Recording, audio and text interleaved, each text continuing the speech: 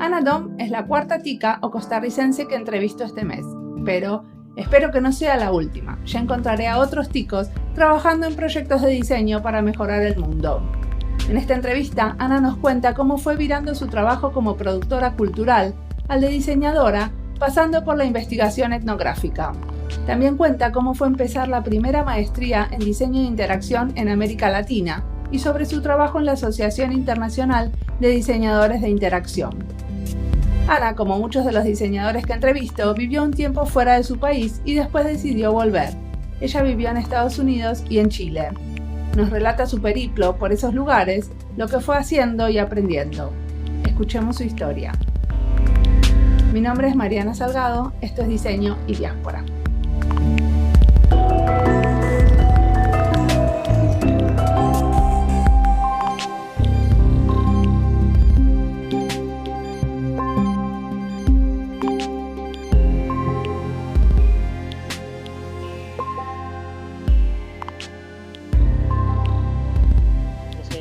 Trabajo en investigación y estrategia para diseño. En este momento hago eso de manera freelance y el título del podcast me resulta bastante evocativo con lo de diseño y diáspora, porque la diáspora ciertamente es parte de mi vida y ahora el diseño también.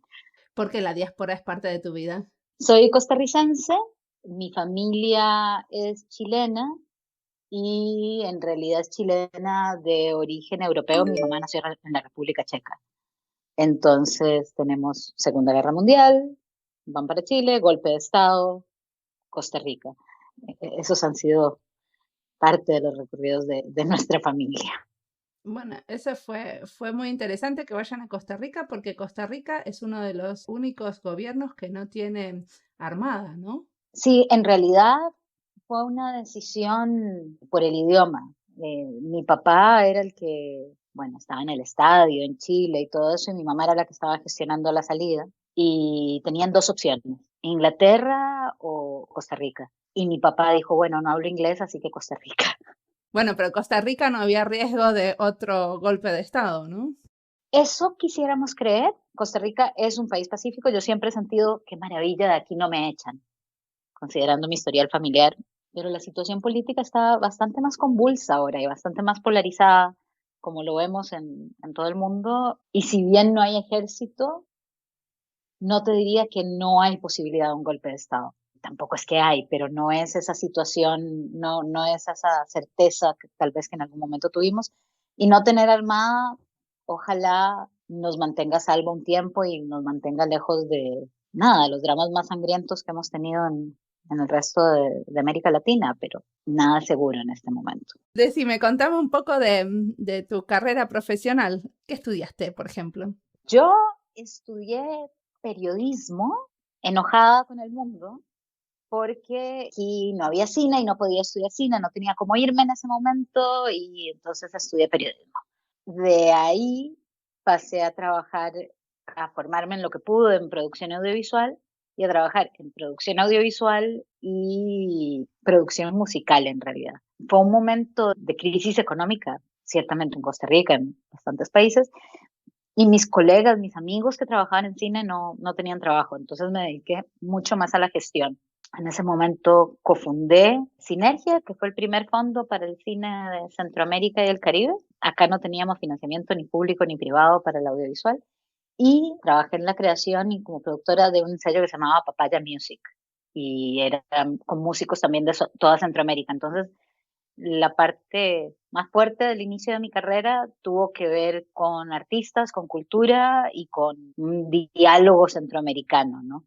Donde las cosas tenían mucho más sentido cuando trabajábamos con gente de toda la región. La cúspide de eso para mí fue un festival que hicimos con 100 músicos de toda la región, donde teníamos desde un rapero indigente de Belice a músicos garífunas, a chicos que tocan rock pop de Panamá que me estaban pidiendo Chivas Regal para el camerino.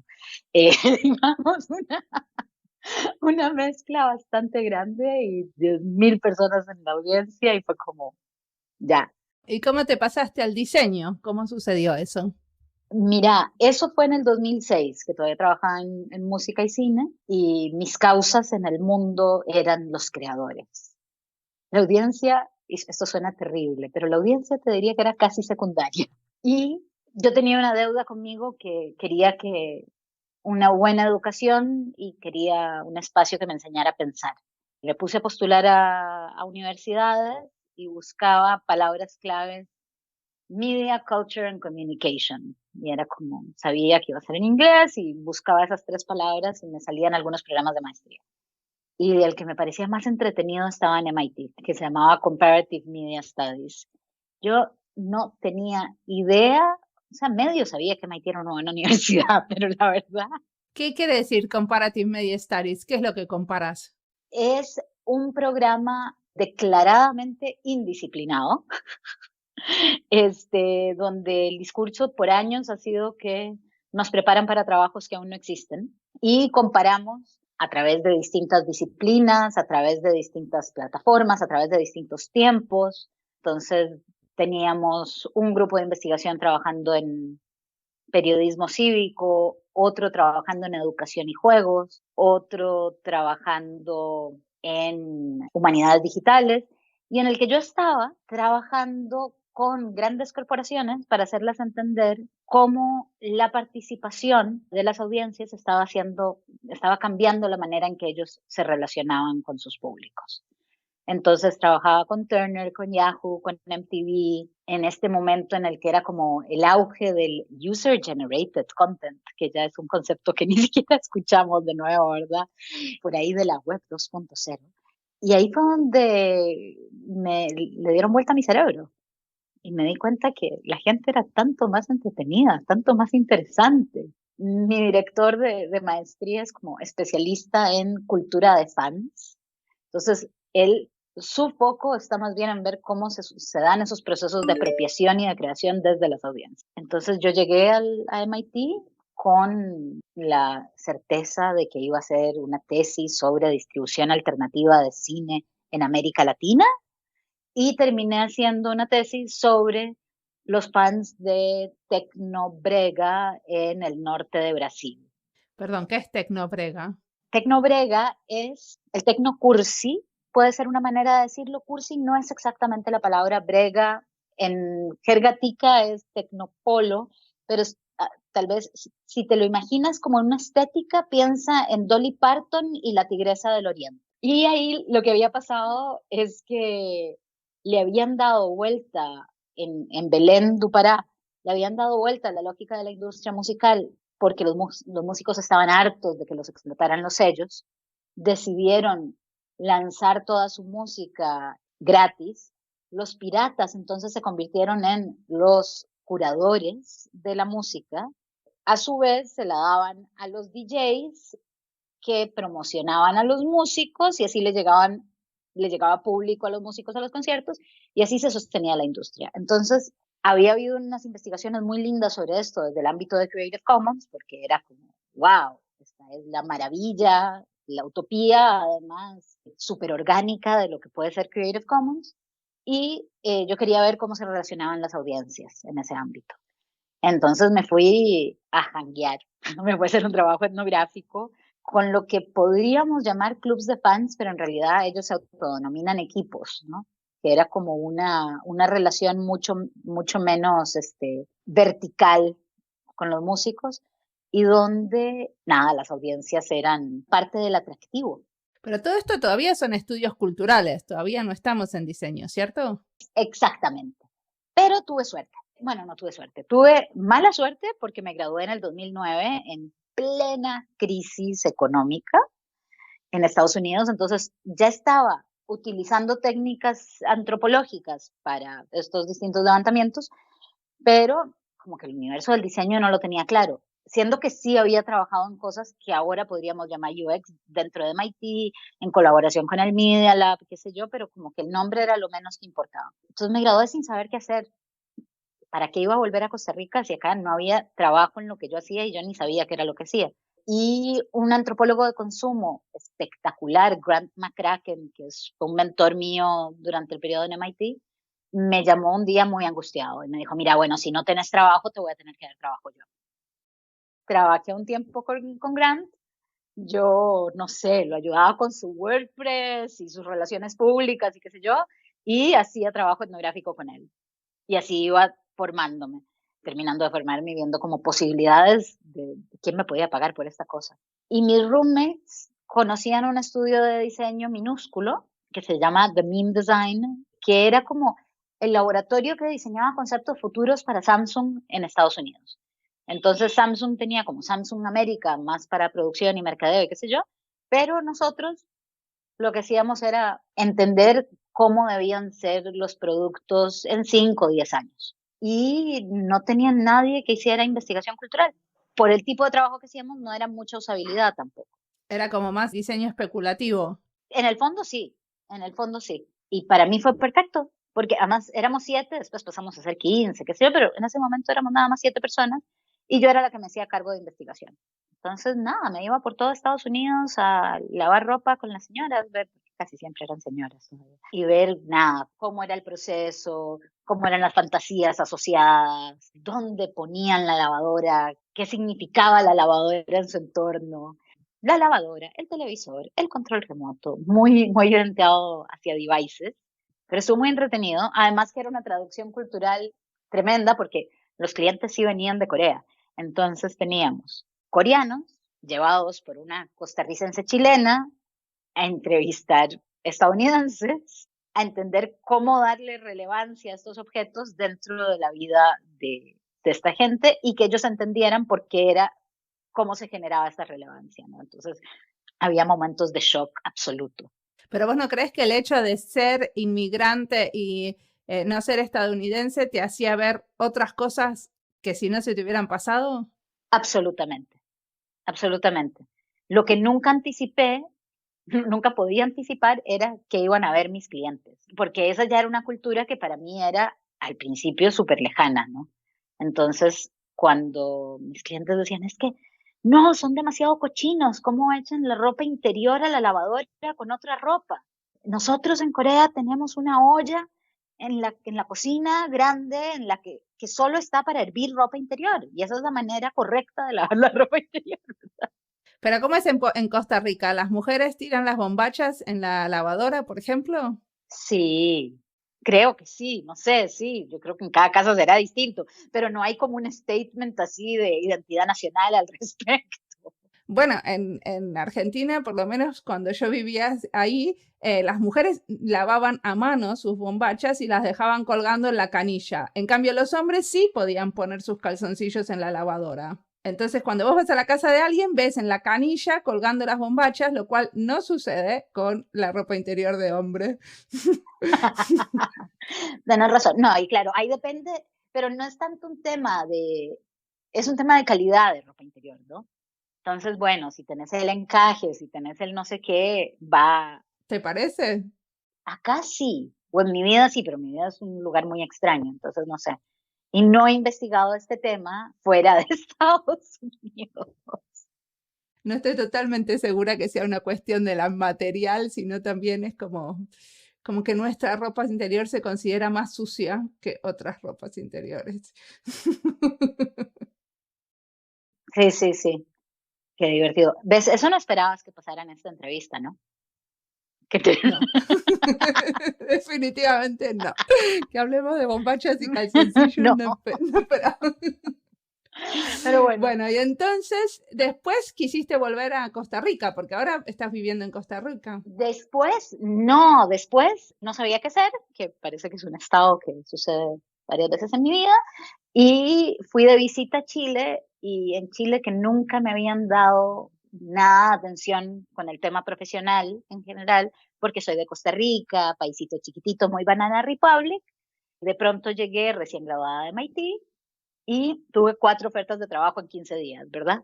Y todo esto a mí me sorprendía, yo no podía creer, todavía 10 años después, todavía no puedo creer el impacto que tiene ese papel. Pero bueno, terminé trabajando en una empresa de estrategia de marca que se llama Alma Brand, que es chiquita, pero que trabaja con las grandes marcas de Chile. Entonces es muy linda porque tenemos, y mira, hace años que no trabajo con ellos y todavía pienso así en nosotros, así como tenemos mucha libertad, la identificación con ellos nunca se me fue.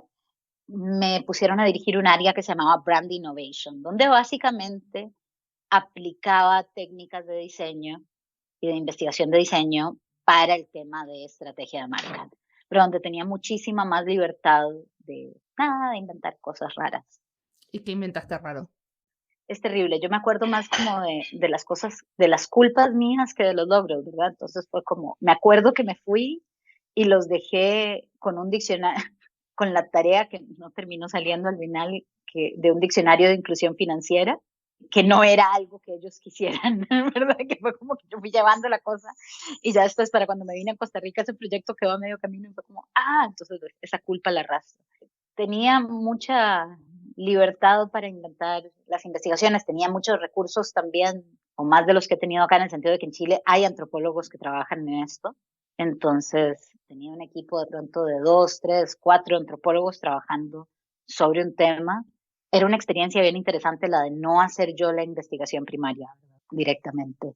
Y Costa Rica es muy agradable, me hacía falta.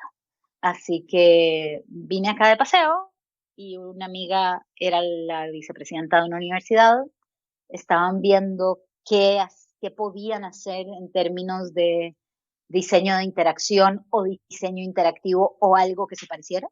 Y me ofrecieron montar una escuela, que fue un acto bastante terrorista, ¿no?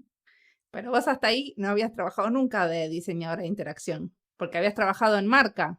Trabajaba en marca, trabajaba en diseño de interacción desde la investigación. O sea, si vos me pones el diamante doble, digamos, como un modelo de ver el diseño, yo todavía solo trabajo en el primer diamante, cosa que les expliqué en todas sus letras.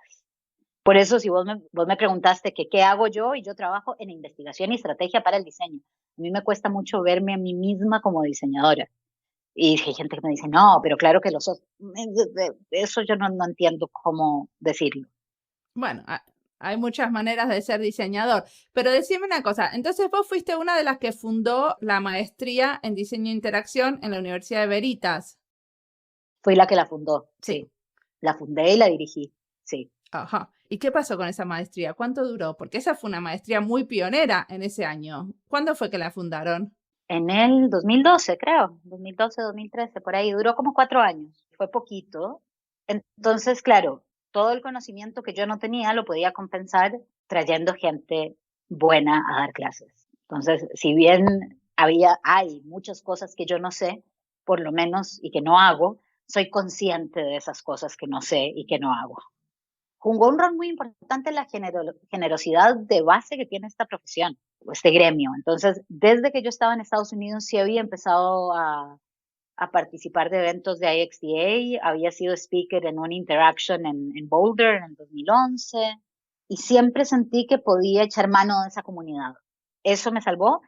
Hice un tour de universidades en Estados Unidos para ver qué programas me interesaban, y algunos, digamos, que fueron una fuente de inspiración importantísima, fueron como el Austin Center for Interaction Design de John Kolko, que tenía poco tiempo de existir en ese momento, pero era una belleza porque lo único que me hacía pensar era que todo era posible, porque ellos estaban en una casita minúscula en los suburbios de Austin, mientras que, claro, había ido a SBA y eran este nuevo edificio en Nueva York que era así como, nunca les voy a poder ofrecer esto, ¿verdad? Y la gente de Carnegie Mellon, si bien no podía aspirar a lo que, ni a la profundidad, ni a la inmersión, ni al rango de profesores, etcétera, que había en Carnegie Mellon, ellos me apoyaron un montón. Me ayudaron contactándome con docentes, dándome feedback. Y vinieron mucha gente de Estados Unidos a dar clases a Costa Rica. Vino gente de Estados Unidos, vino gente de la que pude traer de América Latina, digamos Herbert Spencer, que es un graduado de Carnegie Mellon, vino, que está en Chile, el que es chileno, etcétera. Como que se armó una red solidaria para levantar esta maestría. Ahora, en América Latina y ciertamente en Costa Rica, por lo menos para no generalizar, es difícil que la gente haga una maestría full time. Y esta era full time. Debía hacerlo. sí sigo creyendo que la transformación en la educación pasa por la inmersión y era muy difícil generarla. Los estudiantes venían martes y jueves de 6 a 9 y sábado 6 horas. Entonces tenían 12 horas de clase más trabajos fuera de clase, más sus trabajos tiempo completo, más su familia, sus parejas, a veces sus hijos. Te diría que tenía varios problemas de diseño en ese sentido que la hacían poco sostenible. Por un lado, estarle pidiendo a amigos por no mucha plata que se vinieran un mes a Costa Rica a dar clases, a unos cursos intensivos, porque si no era muy difícil hacerlo. Por otro lado, la exigencia sobre los estudiantes era complicada. Y todo eso de pronto podría haber sido mejorado eventualmente, pero la universidad estaba dando giros en otras direcciones y al tiempo me di cuenta que ellos veían la maestría como un proyecto personal mío. Entonces era un problema porque era un proyecto institucional. Pero ellos, esta Veritas es una universidad privada, Es una universidad privada, sí. o sea que la gente pagaba por hacer esa maestría. Ah, sí.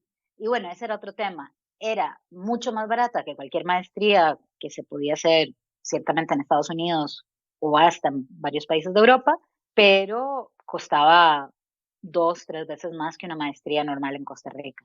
Bueno, mucho menos que un MBA en INCAE, que es una universidad internacional que hay acá, pero más que una maestría en Project Management que te cuesta, no sé, $4,000.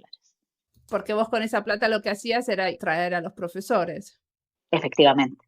Que aunque les pagaba poco, igual tenía que darles hospedaje, igual tenía que darles viáticos, igual tenía que pagar aviones, ¿verdad? ¿Y cuántas camadas de estudiantes se recibieron de esta? 2. O sea que duró 2 años. No, la maestría duraba más de un año. Duraba un año, 6 meses, que a veces mientras terminaban sus proyectos se extendía. Pues mientras abrimos la maestría, la tuvimos y después ir graduando a la gente que quedó.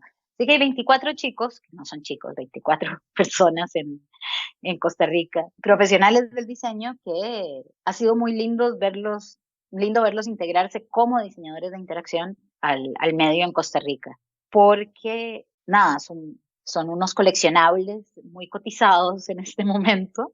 Costa Rica es tan chica que igual con un programa pequeño se puede incidir bastante en la industria. Hasta ese momento, la lógica de la industria en cuanto a diseño digital era muy de maquila digital. Había un buen programa de pregrado, existe todavía en el TEC, que es de donde salió Keren, que también entrevistaste, pero en términos generales no había mucha formación en este tema y era la noción de los pixel pushers, ¿verdad? Entonces eran empresas gringas que tienen operaciones acá y los chicos ahí estaban generando banners, ¿verdad? Todavía hoy, cuando les dicen que están haciendo UX, tiende a haber espacios muy limitados de qué es UX, ¿no? Y ciertamente la U es la que menos presente está, ¿verdad? Como que el usuario no está tan presente en sus experiencias a nivel macro, cuando pensamos en las grandes empresas de producción digital. Eso está cambiando. Por suerte ya se está viendo que desde Costa Rica se pueden hacer contribuciones creativas y estratégicas más fuertes. Entonces, bueno, lo ves ahora. Pero justamente vos que venías de la etnografía y vos que venías de los estudios culturales, ¿le pudiste dar a la carrera como un giro más de investigación? Sí, esa inevitablemente venía con ese sabor, ¿no? Por más de que les metiera un montón de voces más que hicieran otras cosas, inevitablemente les pasaba eso. Bueno, pero también toda carrera tiene su acento, ¿no? Sí, sí. Y el director de la carrera, bueno, muchas veces puede formarla y puede darle la forma que le interesa.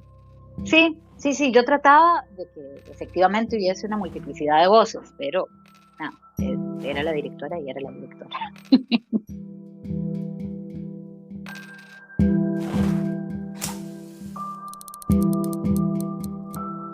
Ana dice que la transformación en la educación pasa por la inmersión. Y eso es algo que a mí, cuando vine a estudiar acá, a Finlandia, me llamó mucho la atención. Yo no venía a la universidad, sino que vivía en la universidad. Apenas me aceptaron y llegué, me dieron las llaves y podía entrar 24 horas del día. Hasta a veces uno dormía ahí si tenía entregas o se iba muy tarde a la noche. Teníamos nuestros propios escritorios y pasábamos literalmente todo el día ahí. Yo trabajaba aparte, muy temprano a la mañana o a veces a la tarde, pero muy poco, porque estudiar en Finlandia es un lujo. Hay muchos descuentos para estudiantes que hacen que uno pueda vivir de una manera muy barata. Hay casas de estudiantes y comida de estudiantes muy subvencionada, o sea, baratísima.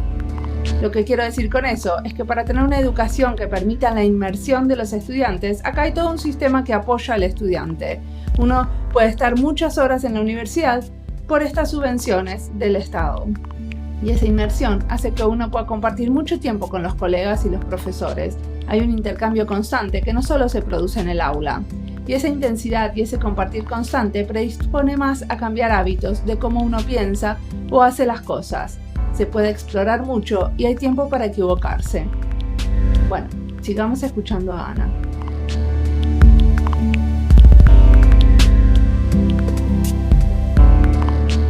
Decime una cosa, y aparte estás en el Consejo Global de IXDA, la Asociación de Diseñadores de Interacción. ¿Qué hacen ahí? ¿Qué hace ese Consejo Global?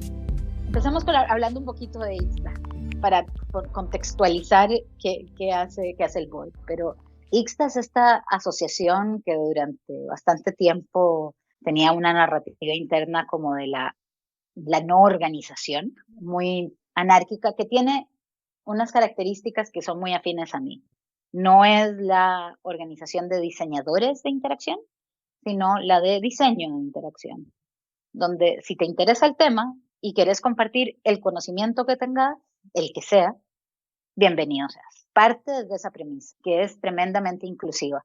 Empezó con una reunión de 30 personas, con un listserv y qué sé yo, y después una reunión de 30 personas en Nueva York y la segunda fue de 4 personas, pero decidieron seguir. Y ahora hay 100,000 asociados en todo el mundo, explorando el diseño de interacción desde lugares muy diversos, tan diversos como los lugares donde están, ¿verdad? Pero lo más importante que hace IXDA es la organización de estos congresos, ¿o hace otras cosas que se me pasaron? El sustento de IXDA el sustento no económico, sino organizacional de IXDA son los grupos locales. Hay 255 grupos locales que realizan actividades en ciudades de todo el mundo y su trabajo es el que hace que la comunidad tenga vida durante todo el año. Por otro lado, efectivamente se empezó este congreso que se llama Interaction, que se da un año en Norteamérica y un año se alterna entre Norteamérica y Europa, razón por la cual conocí Helsinki. Y Brenda Sanderson, nuestra directora ejecutiva, le gusta decir que Interaction son nuestras Olimpiadas de invierno y que ILA son nuestras Olimpiadas de verano. Tenemos Interaction Latinoamérica, que es la versión latinoamericana de este congreso, donde tenemos esa experiencia, pero diseñada para América Latina y desde América Latina. Sí, y Costa Rica se está presentando para ser el próximo host del Congreso. Sí, efectivamente. Sí, efectivamente, que eso pasa por un proceso de votación que está sucediendo en este momento. Así que para cuando salga el podcast ya sabremos dónde va a ser, pero por ahora, silence, ni idea. Ha sido un proceso lindo porque Interaction Latinoamérica se llamaba antes Interaction South America. Entonces comprenderás que para mí es bastante gratificante que ahora le podamos decir Latinoamérica. No, y aparte es muy importante que no suceda más solo en Brasil, ¿no? Por ejemplo, pero además que no suceda solo en el Cono Sur. O sea, que Centroamérica pueda ser parte de... Y no, es que de a poco se fue abriendo y abriendo. Sí, mira, bueno, y es que los diálogos estaban mucho más integrados en el Cono Sur y realmente nosotros estábamos ahí en otro universo. Y lo cierto es que desde IXDA Costa Rica, desde IXDA San José, mi relación era mucho más fuerte con Interaction y con Global que con América Latina. Muchas veces me salía más barato nada más participar de los eventos en Estados Unidos que en el sur. O sea, la integración ni económicamente, no nos sale fácil. Ahora, decime una cosa, en este consejo en el que estás de IXDA, ¿qué hacen? ¿Qué hacemos? le damos seguimiento a las distintas iniciativas de impacto global que tiene ICSDA. Entonces, por un lado, ayudamos en la coordinación de estos 255 grupos, que tienen coordinadores regionales en todas las áreas, pero efectivamente siempre hay elementos que pasan por global. También participamos de iniciativas de educación que son globales, como por ejemplo Cumulus. Entonces ahora justamente en Medellín vamos a estar participando no en Medellín, en Bogotá. Antes de ir a Medellín vamos a estar en el congreso de Cumulus. El que organizan en la Universidad de los Andes. Exactamente, que está hermoso el programa. Lamentablemente se traslapa bastante con ILA, pero está súper interesante el programa, está muy lindo. Bueno, pero está buenísimo que también puedan traer gente que vaya a los dos congresos, ¿no? Es que se traslapan mucho, entonces va a estar difícil, pero vamos a hacer lo posible y de hecho va a haber un día como al inicio de Cumulus que va a estar organizado por ICSDA. Y eso parte como una iniciativa de global. Pero igual las comunidades son muy diferentes. Y si bien la comunidad de Cumulus es una comunidad de diseñadores, hay muchos más investigadores y educadores.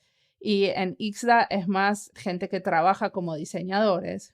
Sí, y sin embargo, otra de las iniciativas ¿cuántos años tiene de existir? Es bueno, no me acuerdo en este momento, que es el Education Summit, que se ha dado en el marco de Interaction, pero que es principalmente liderada por educadores. Ahora, el concepto de educación y de quién tiene una voz dentro de ese ámbito, ICSDA por ser ICSDA, es bastante amplio eso. Pero sí hay mucha más participación de investigadores y de educadores. En el Education Summit, que cada vez es más grande. ¿Qué es el Education Summit?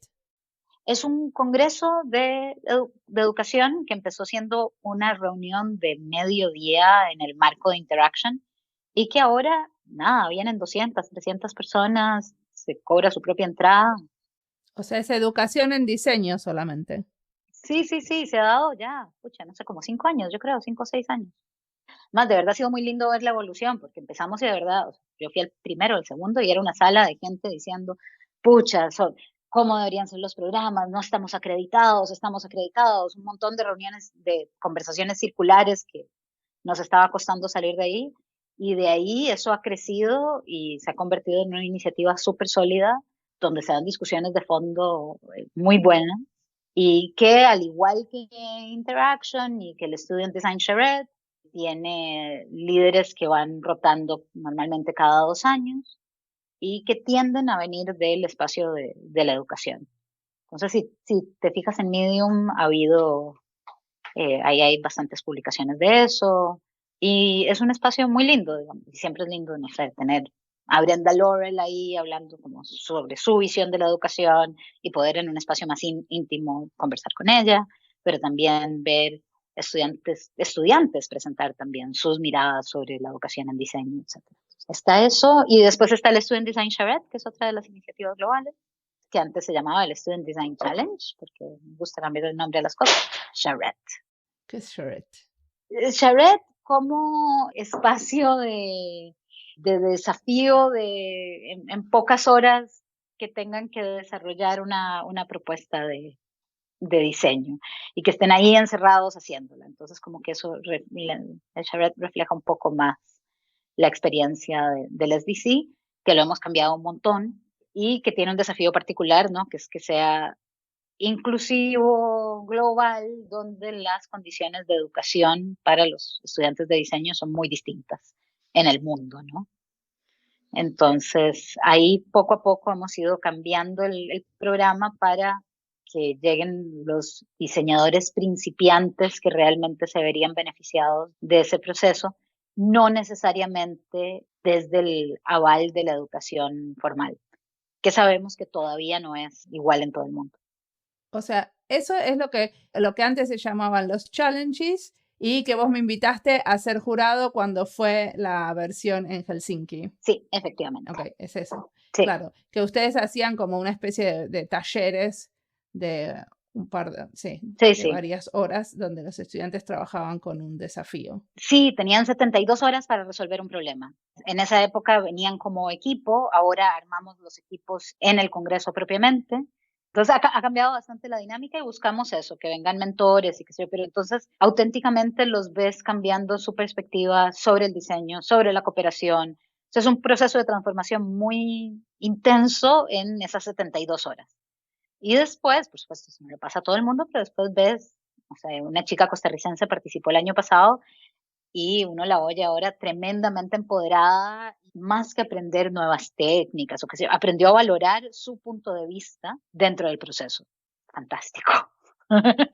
Entonces eso, y nada, por lo demás el board se dedica a temas de estrategia y gobernanza principalmente, o sea, el Code of Conduct de IXDA, ¿sabes? Como todo ese tipo de cosas que no se pueden manejar únicamente a nivel global y que tenemos que darles, que tienen que ser coherentes a nivel global. Entonces, ¿qué significa el Code of Conduct? ¿Cómo estamos trabajando una mayor inclusión de ciertos lugares que todavía no se han podido organizar, pero que quieren ser parte, etcétera? Ese es el universo. Para mí es muy lindo porque, nada, es conversaciones con gente que admiro mucho y que me permite estar ahí compartiendo, aprendiendo y por las características de la comunidad en Costa Rica, que todavía es pequeña, tener IXDA en general es una maravilla. Totalmente. Y parece que aparte ustedes tienen mujeres UX, o sea, están muy activos en la comunidad de diseñadores UX. Sí, se está moviendo un montón ahora. Sigue siendo chica, pero hay muchos grupitos distintos, grupos pequeños que tienen sus propias iniciativas con la gracia de que todos se llevan bien. Y hay colaboración. Se está empujando la disciplina desde distintas perspectivas, que es buenísimo. Sí. Buenísimo. Espera, te hago una última pregunta. ¿Qué cosas te están inspirando ahora? ¿Qué leíste? ¿Qué escuchaste? Mis inspiraciones son bastante eclécticas, de nuevo. Entonces, ahora mi obsesión en este momento es el tema de la desinformación. Lo que me está inspirando son las investigaciones de Data and Society sobre el tema de la desinformación. Hacen un trabajo espectacular. Justamente estoy viendo cómo podemos diseñar procesos participativos de alfabetización mediática y digital que nos vayan sacando de estos problemas en los que estamos metidos ahora como país, pero que hemos visto que ataca a todo el mundo. O sea, Brasil como el fantasma más grande que tenemos en este momento. Entonces, en eso estoy, sobre todo leyendo sobre desinformación y tácticas para luchar contra ella. De alguna manera es como volver al límite entre el periodismo y el diseño, ¿no? Sí, no tengo ningún apego particular al tema disciplinario. Me gusta la cosa ecléctica. Yo funciono mejor frente al problema, más que de estar casada con un proceso particular. Ponemos un problema interesante enfrente y le entraré desde donde pueda. ¿Cómo es? ¿Buscas un cliente que le interese esa investigación o cómo funciona? Mira, en este caso tengo mis clientes del sector privado, maravillosos, con los que hago diseño de servicios, con los que hago investigación, y esto lo estoy trabajando por mi cuenta y porque me interesa, pero sí se está empezando a acercar gente en este momento, diciéndome, mira, de pronto que hay una oportunidad de un proyecto, que sé yo, me imagino que vamos a terminar más en el ámbito de organismos internacionales y ese tipo de cosas. Veamos si para cuando sale el podcast ya, ya empezamos a pasar a lo concreto, pero sí está empezando a tomar fuerza por un tema de necesidad. Por otro lado, si vos ves los distintos países en ámbitos de diseño de interacción, por ejemplo, en Chile, el diseño de interacción partió del periodismo, partió de un universo de arquitectura de información y de ahí pasó a diseño de interacción y ese ha sido un camino. Entonces, no me parece que sea tan extraño que haya de pronto un traslape entre el diseño y el periodismo tampoco. No, para nada. Buenísimo. Bueno, te agradezco un montón la entrevista. Estuvo buenísima. Gracias a vos.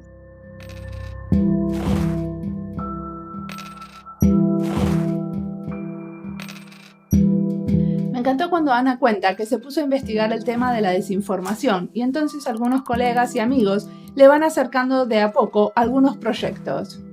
Creo que todos tendríamos que tener un espacio para hacer investigación en algo que a uno le interese y eso vaya guiando nuestro trabajo.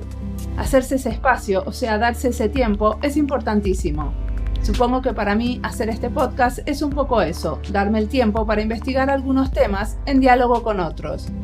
Gracias, Ana, por esta charla que me dejó pensando. Bueno, si después de escuchar este podcast se quedan con ganas de saber más sobre lo que hacen los diseñadores en Costa Rica, les recomiendo los episodios 43, 45 y 50. En el episodio 43, Keren Ramírez cuenta sobre su trabajo para el sector público. En el 45, Maritere Vargas introduce el desarrollo de un mapa digital interactivo para la municipalidad. Y en el episodio 50, Laura Escudé cuenta cómo es eso de hacer diseño con diferentes equipos en diferentes países. Como siempre, la música del podcast es de Antonio Zimmerman, la producción del podcast es de Andy Fechi. La edición de sonido de este episodio es de Julián Pereira. Este podcast está publicado con licencias de Creative Commons con Attributions. Esto fue Diseño y Diáspora. Pueden seguirnos en nuestra cuenta de Twitter, @diseño y diáspora, y no olviden recomendarnos. Nos escuchamos en la próxima.